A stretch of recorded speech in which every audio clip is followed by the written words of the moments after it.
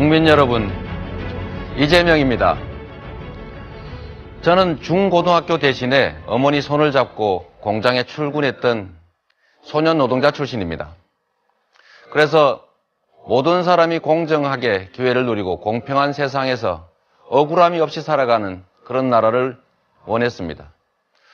그래서 사법고시를 합격하고도 판검사 대신에 인권 변호사를 선택했고 시민운동가로 또 성남시장으로서 치열하게 우리 사회의 구태 기득권과 싸웠습니다.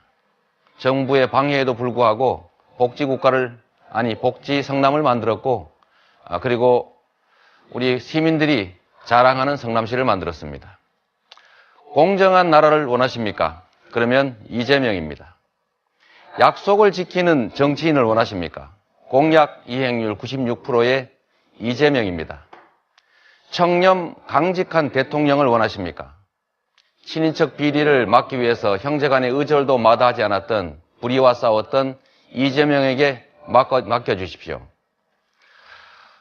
약속을 지키는 대통령을 원하십니까? 저는 약속을 지켰습니다. 그리고 능력 있는 대통령을 원하십니까? 그렇다면 이재명입니다. 저는 모라토리엄을 극복하고 정부 방해를 뚫고 복지 성남을 만들어낸 능력을 갖고 있습니다. 감사합니다.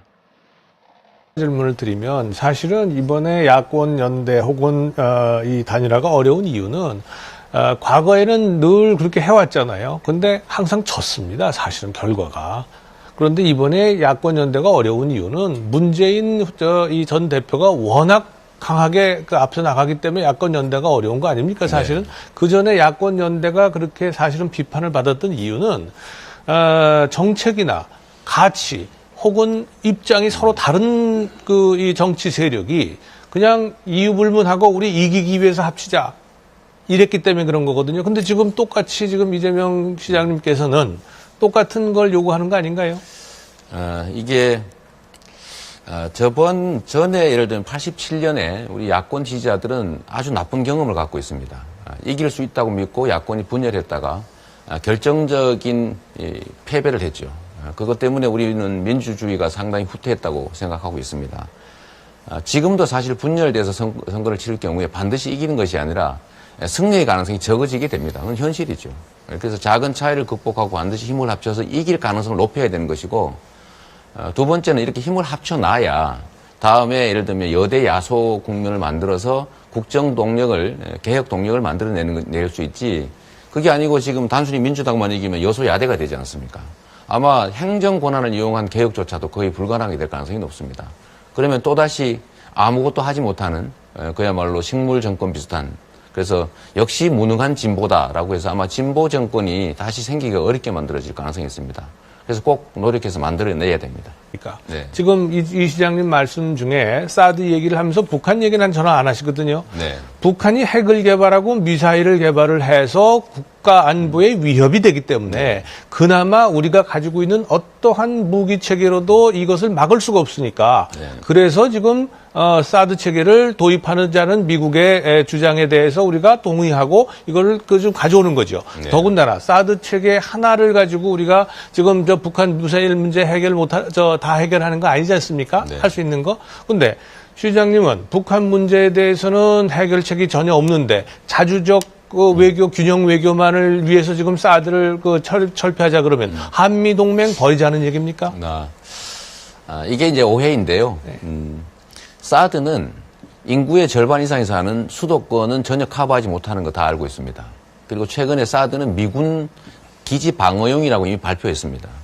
사드 설치 때문에 중국이 북핵 개발 억제를 위한 대북 국제 공조에서 후퇴하고 있습니다. 왜냐하면 한미일이 사드를 매개로 군사 동맹을 맺고 중국을 봉쇄하는 작전의 일부이기 때문에 중국은 불안감을 느끼고 북한과의 관계 개선에 나서게 된 거죠. 그래서 이 북한의 북핵 개발을 사드가 막는 것이 아니라 오히려 북한으로 하여금 여지를 갖게 해서 핵 개발에 국제 제재가 어렵게 됐습니다. 즉 북한은 안보상 이익을 얻었고 사실 우리는 안보상으로 불이익을 얻었죠. 또 한 가지는 우리가 경제적으로 잃는 게 너무 많습니다. 이 사드 말고도 사실은 북한의 핵 개발을 막는 방법은 많죠.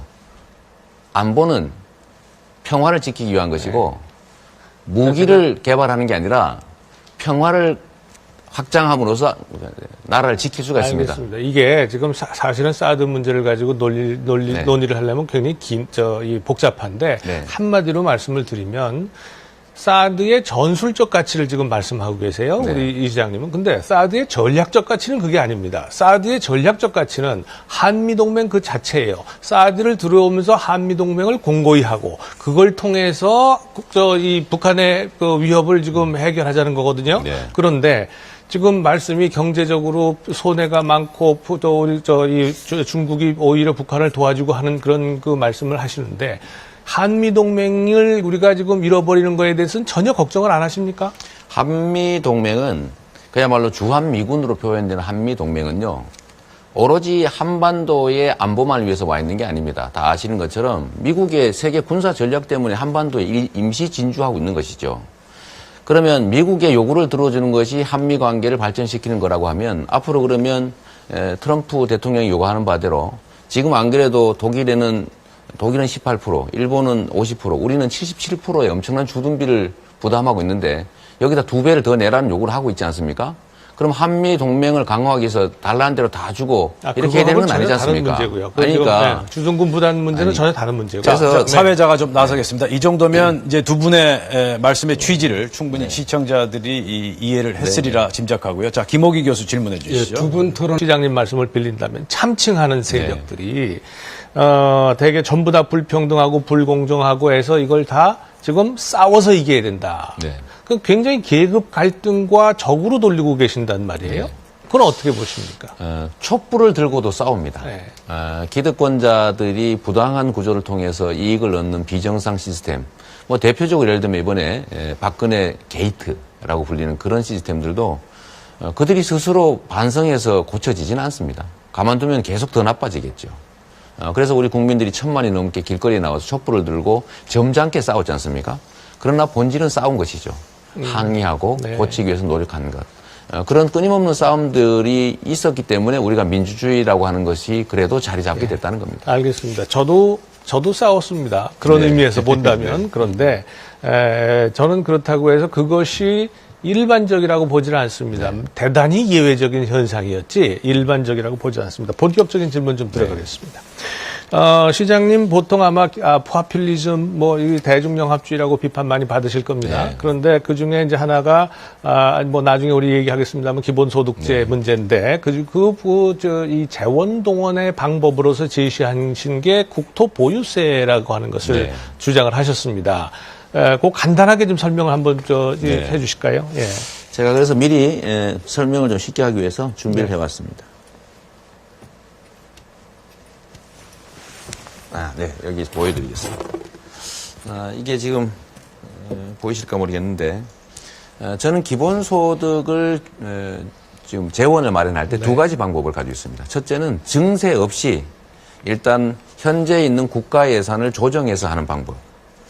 저희는 한 43조 원 정도를 내년부터 시작하겠지만 그중에 28조 원 정도는 내년부터 당장 현재 있는 예산을 조정해서 충분히 마련할 수가 있습니다. 첫 번째로 매년 국가 예산이 16조 원에서 18조 원씩 늘어납니다. 거기 좀 더하기 위해서 올해 예산 400조 원 중에서 한 3% 정도면 28조 원을 마련할 수 있죠. 그래서 이걸로 일단 2,800만 명의 국민에게 아동수당, 또 청년수당, 학생수당, 또 노인수당, 장애인수당, 또 이런 농어촌, 농어민수당을 지급할 겁니다. 두 번째로 저희는 법령을 개정해야 되는 것들을 하나 준비하는 것이 바로 국토보유세인데 제가 국토보유세만 하는 건 아닙니다. 알겠습니다. 네네. 그래서 국토보유세가 아마 이제 제가 내용을 간단히 좀 말씀드리면 이제 모든 토지 가지고 있는 사람들 다 내자 그런 말씀이잖아요. 그렇죠? 그렇습니다. 네. 그런데 그러면 그 토지 가지고 있는 분들 중에는 농민도 있고 지자체도 있고 하여간 지금 우리 사회에 도움을 필요로 하는 사람들이 상당한 토지를 가지고 있습니다. 그렇죠? 네, 그렇습니다. 다 내야 됩니까? 네. 예. 이 국토보유세의 취지는 네. 국토보유세로 내는 돈은 딴 용도로 쓰지 않고 네. 모든 국민에게 공평하게 기본소득을 지급합니다. 그런데 전 국민 중에서 95%는 자기가 아예 내지 않거나 땅이 없으니까요. 또는 내더라도 낸 돈보다는 훨씬 많이 받게 됩니다. 1년에 30만 원 정도의 토지에 대한 세금을 내는 사람 거의 없습니다. 문제는 우리 사회에 약 4, 5% 정도의 소수가 엄청난 양의 토지를 소유하고 있기 때문에 그분들은 좀 많이 내게 되겠죠. 그러면 지금 우리 재산세, 토지세와 주택으로 나눠져 있지 않습니까? 그럼 네. 그거 이중과세 하는 건가요? 아니면 어떻게 하는 거예요? 그걸 이제 국토보유세를 네. 부과한 다음에 재산세분은 돌려주고 네. 나머지 돈은 차익만 내고 따는 거다. 알겠습니다. 대신에 1인당 30만 원씩을 가구당 3명이면 90만 원을 지급하는 것이죠. 네. 그런데 아까 말씀하신 여러 가지 이제 이 재원들이 있는데 이게 지금 앞으로 세금을 낼 수 있는 사람들은 자꾸 줄어들지 않습니까? 네. 인구 구조가 자꾸 줄어드니까. 그리고 우리 국가 채무가 지금 한 640조 가까이 있습니다. 그리고 매년 이게 한 4, 50조가 증가하고 있고요. 지금 이런 상황 속에서 과연 이렇게 지금 말씀하신 게 증세 없이라고 말씀하셨잖아요. 지금 많은 분들, 특히 어제 나온 유승민 후보 같은 경우에는 법인세 올려야 된다. 또 많은 분들 중에는 개인 소득세 올려야 된다, 지금. 뭐 이렇게 많이 주장을 하고 계세요. 근데 그거 없이 이거 지금 하시겠다는 거는 이게 좀 지속 가능성이 떨어지는 거 아니냐 이렇게 말씀드릴 수가 있겠는데. 지금 대한민국 경제가 어려워지는 이유는 국민들이 쓸 수 있는 돈이 없어서 그렇습니다. 이거를 지금 이 대출로 지금 이제 구매력을 유지해 오다가 지금 이것도 한계에 다다랐지 않습니까? 그러면 지금 앞으로는 누가 물건을 살 거면 누가 기업이 생산하는 서비스를 제공받겠어요. 그래서 국민들의 소득을 올려야 경제가 살아난다. 즉 경제가 성장이 가능하다는 것은 이재명의 주장이 아니라 IMF라든지 세계은행 등의 주장 아니겠습니까? 포용적 성장론이라고 하는 거죠. 그러니까 국가 부채는 그냥 약간 우선 국가 부채는 더 이상 늘리지 않은 쪽으로 가야지. 지금 계속 늘어온 거를 특정 임기에 있는 대통령이 줄일 수가 쉽게 있겠습니까? 더 늘리지 않는 것마저 착한 일이죠. 시간이 이제 얼마 없기 때문에 안보 파퓰리즘 쪽으로 제가 질문을 좀 드리겠습니다.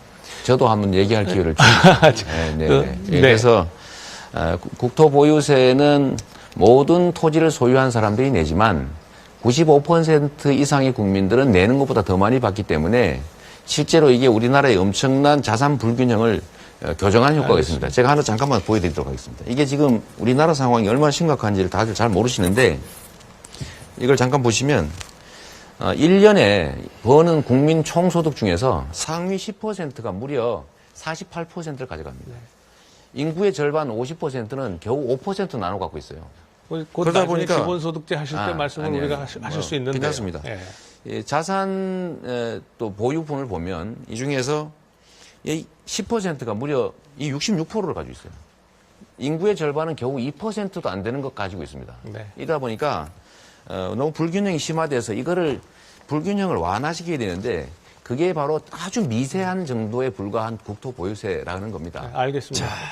제가 홍성걸 교수님 수고하셨고요. 자, 이 기본소득 문제 그리고 국토보유세 문제는 공약 검증을 할 때 또 계속 할 수가 있을 것 같습니다. 자, 수고하셨습니다. 하시죠, 뭐. 근데 시간이 지금 다 됐. 지금 제가 28조 원 정도를 복지 지출로 추가하게 되면 대개 한 40% 좀 넘게 될 것 같은데 OECD 평균 복지 지출이 국가 예산 대비 50%입니다. 그렇게 해도 한참 부족합니다. 자, 그런데 그 OECD 국가들이요, 평균 자기네 예산의 약 한 30% 가까이를 갖다가 국방 예산에 쓰고 있습니까? 또 OECD 국가들이 교수님은 자꾸 숫자를 과장하시는데 우리나라는 국방비를 30% 쓰지 않고 10% 쓰고 있어요. 국가 예산에. 국가 예산에. 그러게, 그건 적절하지 근데 않아서. 그 OECD 국가들은 어떻습니까? 거기도 예를 들면 뭐 우리나라보다 크게 차이는 나지 않습니다. 3% 정도는 쓰니까요. 그 7% 때문에 50%와 또 교육 예산은 어떻습니까?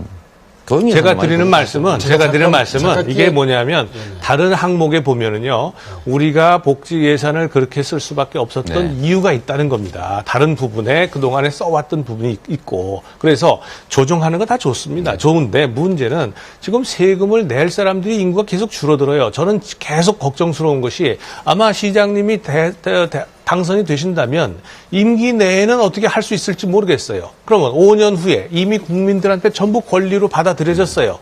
거의 40%가 혹은 그보다 더 많은 것이 시간이 가면 더 많아지겠죠. 이 복지 예산 들어가게 되면 교수님 어떻게 되겠습니까? 지금 우리나라의 제일 심각한 문제가 출산율 저하인데 이 출산율이 떨어지는 제일 큰 이유는 보육, 교육 비용이 워낙 많이 들고 취업이 안 되기 때문에 그렇습니다. 보육 교육을 개인들한테 맡길 게 아니라 국가의 책임을 늘려야 되고, 제가 이 기본소득을 지급하는 내역을 자세히 보시면 0세부터 29세까지입니다. 60세 이상 노인. 이 취약계층들에 대한 지원을 좀 늘려야, 특히 교육, 보육, 이런 비용들을 늘려줘야 국민들이 부담을 줄여서 애를 낳을 거 아닙니까? 하다못해 아동수당, 아니면 보육수당, 또 학생수당, 청년수당 이런 걸 주면 그래도 29살까지 그래도 한 3천만 원 국가로부터 지원받는 거예요. 그래 지원을 받아야 개인의 비용 부담이 줄어들 거 아닙니까? 그래야 애를 낳을 거고, 그래야 출산율이 올라갈 거고, 그래야 지금 교수님이 걱정하는 그 문제를 해결하지요.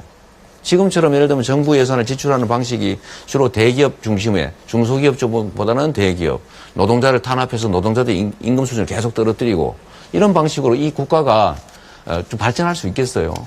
아니, 국가가 노동자를 탄압해서요. 그러면 마무리 이 발언, 마무리 제언을 들어보도록 하겠습니다. 자, 시간은 1분입니다. 기본소득에 관한 건가요? 아니면 어떤 말씀이라도 좋습니다. 이게 다 끝난 건가요? 예, 1분입니다. 오늘 우리 국민 여러분께 저의 소신을 몇 가지 아주 부분적으로 말씀드렸습니다. 새로운 세상, 공정한 세상은 거대 기득권들의 횡포를 억제하는 데서부터 시작됩니다. 대한민국의 진정한 기득권자들은 재벌입니다. 이재용 삼성 부회장은 거대한 범죄 행위를 저지르고도 구속되지 않습니다. 그리고 촛불 시민들이 원하던 그야말로 과거가 청산되고 공정한 나라는 지금 좀 멀어 보입니다. 그러면 대통령을 정말로 좋은 청렴하고 강직하고 유능한 사람을 뽑아야 비로소 이 나라가 제대로 발전할 수 있습니다. 이 나라의 진정한 기득권자, 재벌로부터 자유로운 유일한 후보, 저 이재명이라고 자부합니다. 평생을 공정사회를 위해서 거대 기득권과 싸워왔습니다.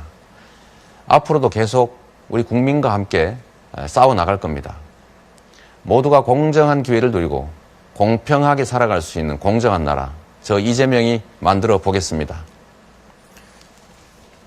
자, 이재명 시장님 오늘 수고하셨고요. 마지막까지 최선을 다하시길 바라겠습니다. 네, 감사합니다. 자, 여러분 어떻게 보셨습니까? MBC 특집 대선 주자를 검증한다. 오늘은 이재명 시장과 함께했습니다.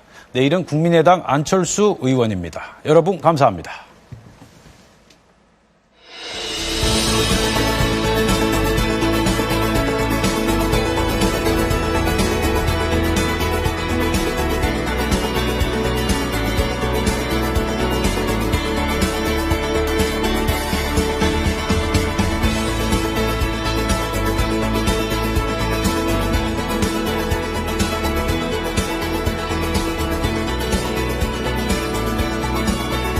북한이 핵을 개발하고 미사일을 개발을 해서 국가 안보에 위협이 되기 때문에 그나마 우리가 가지고 있는 어떠한 무기 체계로도 이것을 막을 수가 없으니까 그래서 지금 사드 체계를 도입하자는 미국의 주장에 대해서 우리가 동의하고 이걸 좀 가져오는 거죠. 더군다나 사드 체계 하나를 가지고 우리가 지금 저 북한 미사일 문제 해결 다 해결하는 거 아니지 않습니까? 할 수 있는 거. 근데 시장님은 북한 문제에 대해서는 해결책이 전혀 없는데 자주적 외교 균형 외교만을 위해서 지금 사드를 철폐하자 그러면 한미 동맹 버리자는 얘기입니까?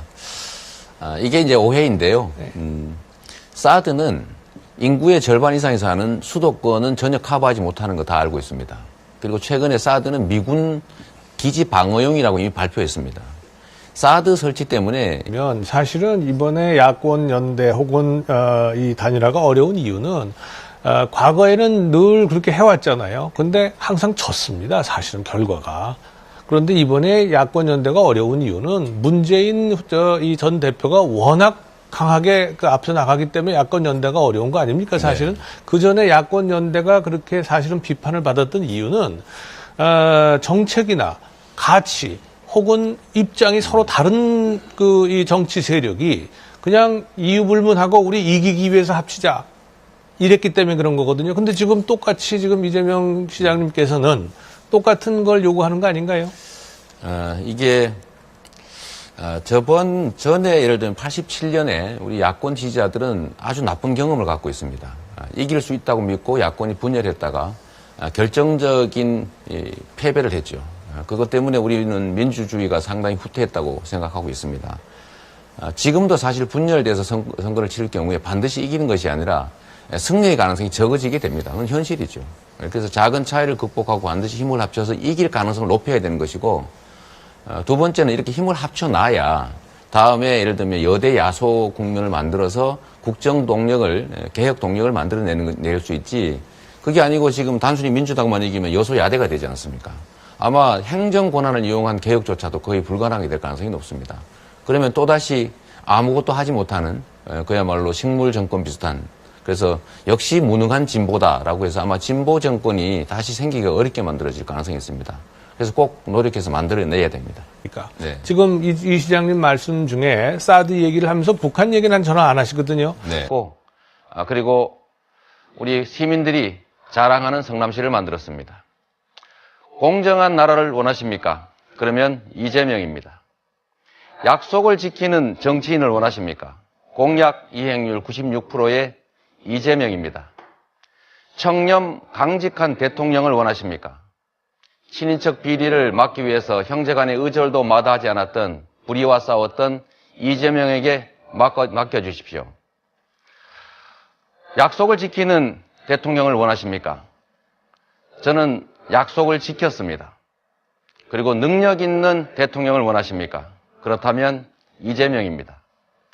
저는 모라토리엄을 극복하고 정부 방해를 뚫고 복지 성남을 만들어낸 능력을 갖고 있습니다.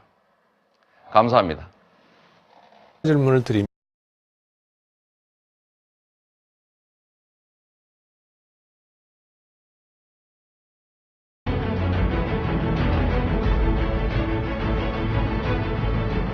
국민 여러분, 이재명입니다.